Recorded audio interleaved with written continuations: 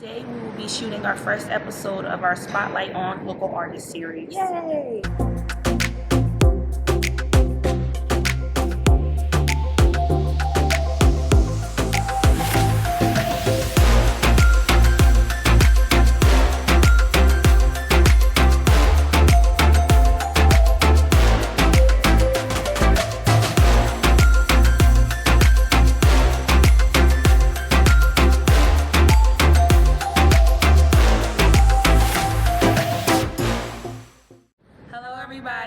Welcome to Do It Yourself Sis. I'm Yama. I'm Monet. And today we will be shooting our first episode of our Spotlight on Local Artists series. Yay! So we will be learning how to paint a mural today by Brad Carney, and the mural's right behind us. So stay tuned while we walk you through the process and interview our artists. Let's head over.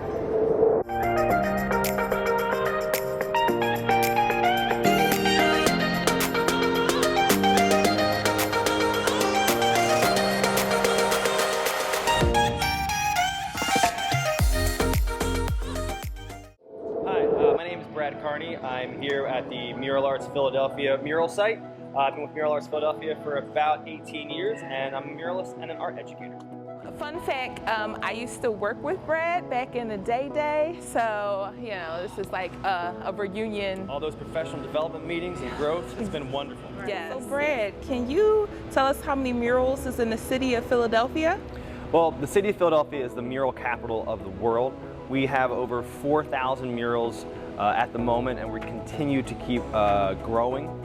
But Mural Arts Philadelphia here, they're the ones who really have the growth mindset to use the power of public art, and they've created the largest amount of murals and the largest public gallery almost of artwork in the city of Philadelphia. For people who are not familiar with mural painting, what are the main techniques that you use?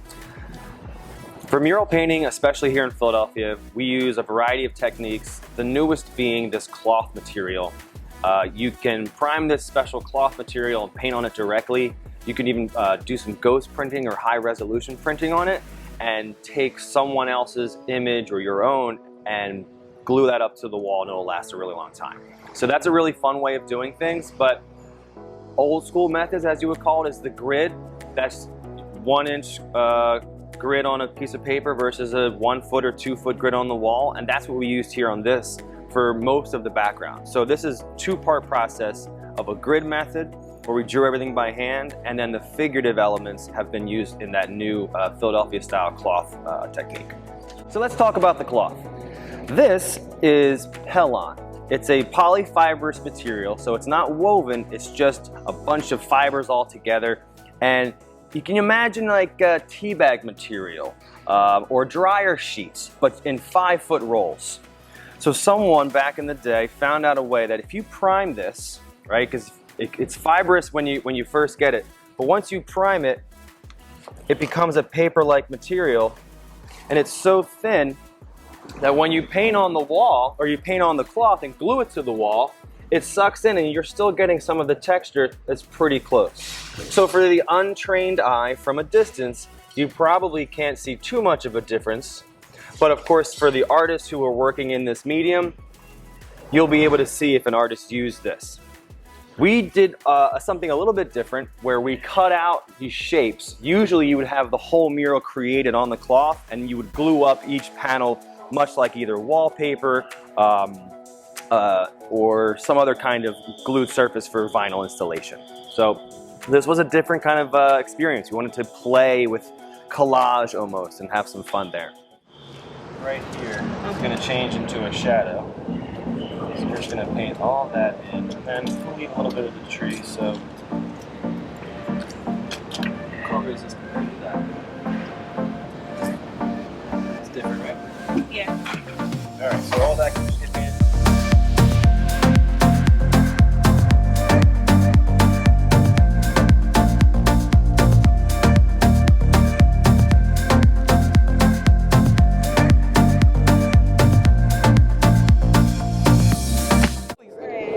Just give us a quick overview of like your early art history. I know we talked a little bit about you being in court, E3, and things like that.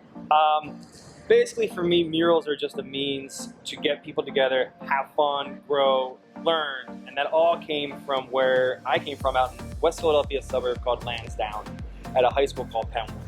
And my teacher, Inez Starr, really tapped, or I guess put something in me, like a seed of growth, that art is for you, but it's about everybody, and it's about other things. So like, you as an artist are a vessel. And I always thought that was really interesting. So when I met all the students and other teachers, it was about kind of coming together and learning. So is the impact that your teacher had on you when you were in high school, is that what kind of made you become a teacher yourself within the arts? I feel like I always enjoyed the concept of teaching. My music teacher, Ron Lamar, trombone player, that's why I played trombone, he really was the actor in the class. Always arms going, pointing. As a conductor in music, you've got 20, 30 people in front of you, and you know exactly what everyone needs to be doing. And I thought, how is he doing that? Mm-hmm. And with my art teacher, she was more individual focused, so I kind of mixed the both. And I'm here at 9th and Berks in Philadelphia. The mural we're creating here is about magic hour. We designed it during the pandemic. It was really difficult because we couldn't see each other, we couldn't be together. But artist, poet, musician Ursula Rucker, her and I got together and said, we can do this. So it was all about getting people's perceptions and memory about magic hour, that time where the light seems to kind of embrace us, it seems to give us comfort and a little bit of joy in our days. So we asked everybody else what magic hour meant to them, and also what moments of the day do they find important or where they find light for themselves.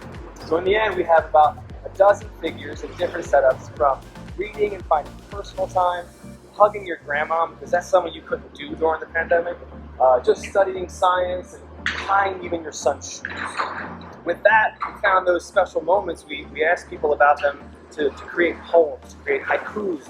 And Ursula Rucker was so in charge of that. It was so beautiful that people gave us tons and tons of poetry and words that reflected their feelings and emotions about magic hour.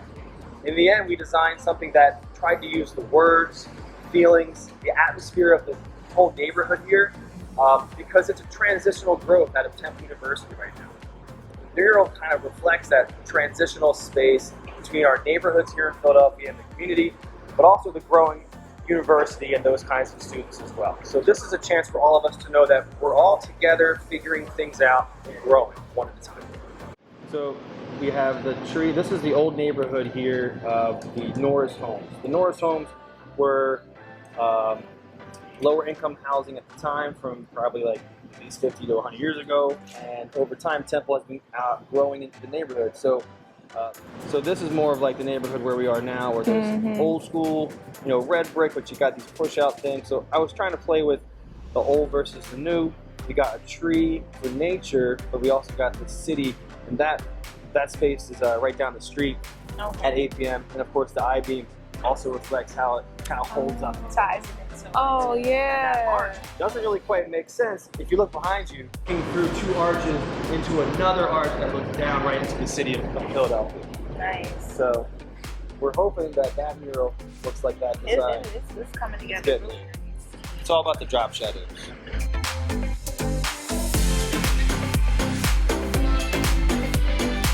I love all of the contrast colors.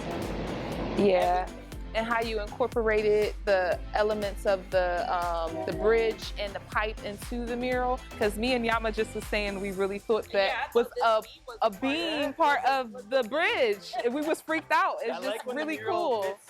Like a glove, right? Right. I want it to be like, this mural was the only mural that should have been here.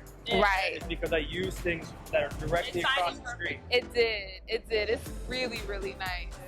Brad, thank you so much. Thank you. We really do appreciate this. Now? I don't know if we're allowed. Oh, thank you.